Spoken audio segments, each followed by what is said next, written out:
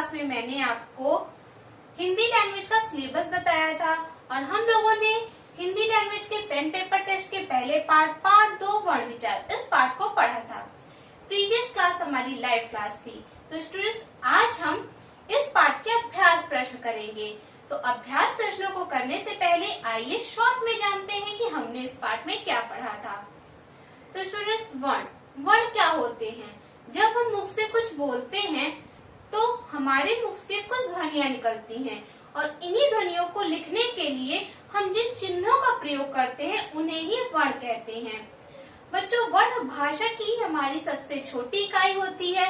वर्ण को हम अक्षर भी कहते हैं। वर्ण के टुकड़े नहीं किए जा सकते। जिस प्रकार आप शब्दों के टुकड़े कर सकते हैं, लेकिन आप वर्ण के टुकड़े नहीं कर सकते। स्टूडेंट्स, वर्ण जब हमारे एक निश्चित क्रम तथा समूह में लिखे हुए होते हैं तो उसे हम वर्णमाला कहते हैं। यानी वर्णों के निश्चित तथा क्रमबद्ध समूह को वर्णमाला कहा जाता है। वर्ण के दो भेद होते हैं। पहला है आपका स्वर और दूसरा आपका व्यंजन। स्वर बिना किसी अन्य वर्ण की सहायता के बोले जाते हैं। स्वरों की संख्या 11 होती है और इन्हीं स्वरों की मात्राएं भी होती हैं। बच्चों, छोटा आ से लेकर अ यहाँ तक हमारे 11 स्वर होते हैं। इसके बाद अंग और आह यह ना हमारा स्वर में आता है और ना ही हमारे व्यंजन में आते हैं। अंग को अनुस्वार तथा आह को विसर्ग कहा जाता है। स्टूडेंट्स, इसके बाद आते हैं हम लोग व्यंजन पर। व्यंजन को बोलने के लिए हमें स्वर की सहायता लेनी पड़ती है। यानी जिन वर्णों के उच्चारण में हमें अन्य वर्णों की सहायता लेनी पड़ती है उन्हें व्यंजन कहते हैं। सभी व्यंजन वर्ण में आ स्वर छिपा हुआ होता है। बिना आ स्वर के जब हम इन व्यंजन वर्णों को लिखते हैं तो उनके नीचे हलंत का प्रयोग करते हैं। स्टूडेंट्स, व्यंजन हमारे 33 होते हैं। इनमें का से लेकर हा तक के सभी वर्ण आते हैं। छात्रा, ज्ञाश्रा इन्हें संयुक्त व्यंजन कहा जाता है क्योंकि यह दो व्यंजनों के योग से मिले होते हैं। स्टूडेंट्स, व्यंजन के साथ हम कुछ चिन्ह और लगाकर लिखते हैं, इन्हें मात्राएं कहते हैं। तो स्टूडेंट्स, यह था हमारा पार्ट। आई होप आपको वर्ण अच्छे से समझ में आ गया होगा। तो स्टूडेंट्स, पार्ट को समझने के बाद अब आते हैं हम अभ्यास प्रश्न पर। तो students, open your book and open the page number 16। तो स्टूडेंट्स, पेज नंबर 16 पर जो प्रश्न दिए गए हैं इन्हें आप लोगों ने पहले ही कर लिया है। इन्हें मैंने आपको होमवर्क में करने के लिए दिया था। तो स्टूडेंट्स, अब इसके बाद आपका नेक्स्ट प्रश्न है पेज नंबर 17 पर तीसरा प्रश्न।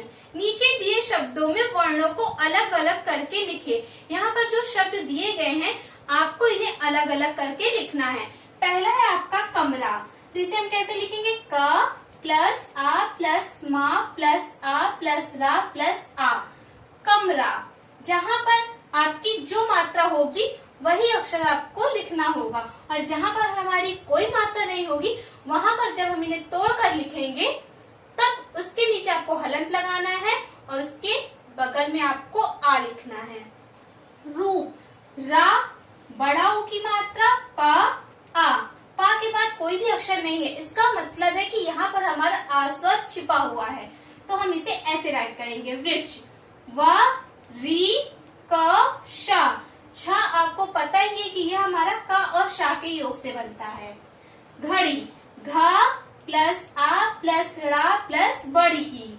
चिड़िया, चा प्लस छोटी ई प्लस रा प्लस छोटी प्लस या प्लस बड़ा आ, चिड़िया।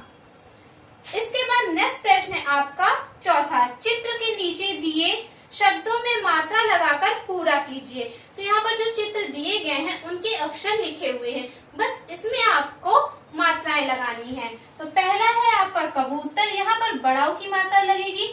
नेक्स्ट है आपका मछली, यहाँ पर बड़ी की मात्रा लगेगी।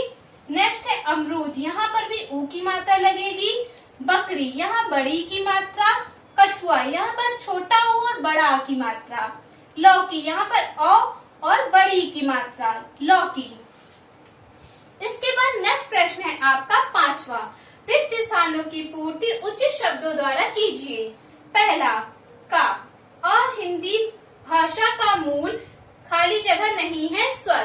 तो फर्स्ट में आपका क्या होगा? स्वर। ये आपकी किताब में पहले ही लिखा हुआ है। नेक्स्ट है आपका खा, वर्ण दो प्रकार के होते हैं, पहला है आपका स्वर, दूसरा व्यंजन। नेक्स्ट है गा, यहाँ भी आपको दो खाली जगह फिल करना है। खाली जगह की मात्राएं होती हैं, खाली जगह की नहीं, तो यहाँ क्या लिखेंगे, स्वर और व्यंजनों। नेक्स्ट है आपका घा, भाषा की सबसे छोटी ध्वनि को खाली जगह कहते हैं, तो यहाँ क्या लिखेंगे, वर्ण। इसके बाद नेक्स्ट है आपका अंगा, व्यंजन का उच्चारण खाली जगह की सहायता से किया जाता है, तो यहाँ क्या आपको लिखना है, स्वर।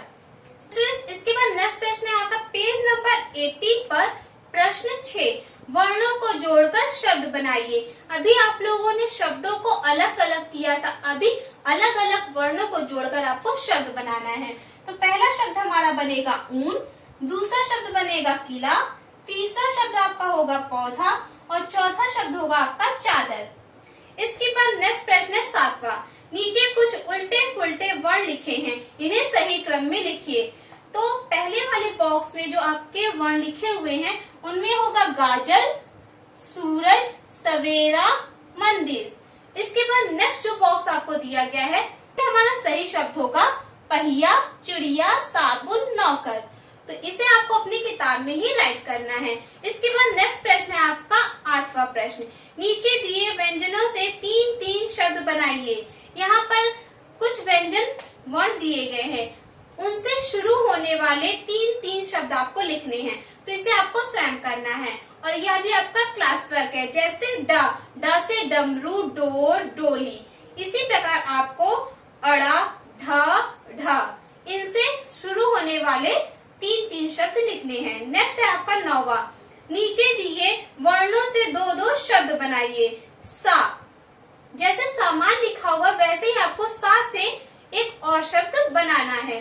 इसी प्रकार जितने भी यहाँ पर व्यंजन वर्ण दिए गए हैं उनसे आपको 2-2 शब्द बनाकर लिखना है। यह भी आपका क्लास वर्क है और इसे भी आपको खुद से करना है। तो प्रश्न 8 और 9 इसे आपको खुद से करना है और इसे आपको बुक में ही करना है। आज की क्लास में मैंने आपको जितना भी वर्क अभी कराया है बोर्ड पर, उन सभी को आपको क्लास वर्क में करना है और अपनी किताब में करना है। होमवर्क आपको आपके ग्रुप में मिल जाएगा, लेकिन बच्चों होमवर्क में आपको इस बार के प्रश्न उत्तर लिखने हैं, इसे आपको अपनी क्लास वर्क की कॉपी में करना होगा। तो क्लास वर्क का वर्क मैं आपको एज अ होमवर्क सेंड करूंगी, तो उसे आपको neat and clean hand writing में राइट करके नेक्स्ट डे ग्रुप में सेंड करना है। Okay students.